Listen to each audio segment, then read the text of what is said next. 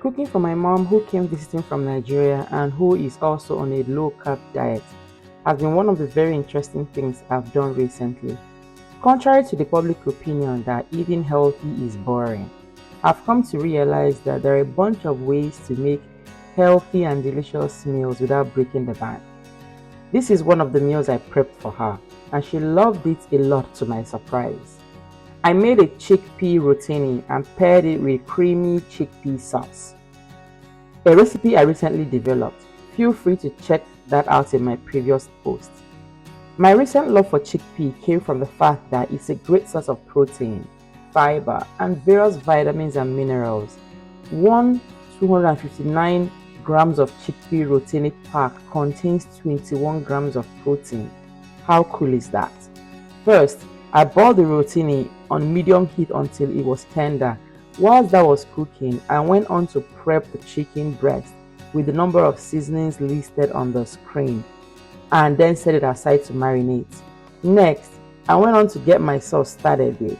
To my heated coconut oil, I added and sauteed the minced garlic and onions before adding the marinated chicken breast. I let it cook for about 10 minutes before going in with my washed chickpea. Remember, if you're using the canned chickpea, always rinse off the preservative that is on it, unless of course you're using fresh chickpea and you're boiling it from scratch. So, after I added my chickpea, I went in with a cup of water. My sun-dried tomatoes. I completely disliked this particular sun-dried tomatoes because it came completely dry. I am used to using the one that is soaked in olive oil that makes it a little bit soft and succulent. Anywho, I let that cook for about 10 minutes so that the tomato is soft enough before going in with my seasoning. Now, not only is my mom on a low carb diet, we are also watching her sodium intake. So I went very mildly on the seasonings and made sure that I didn't use salt at all because a bunch of these seasonings are laced in sodium.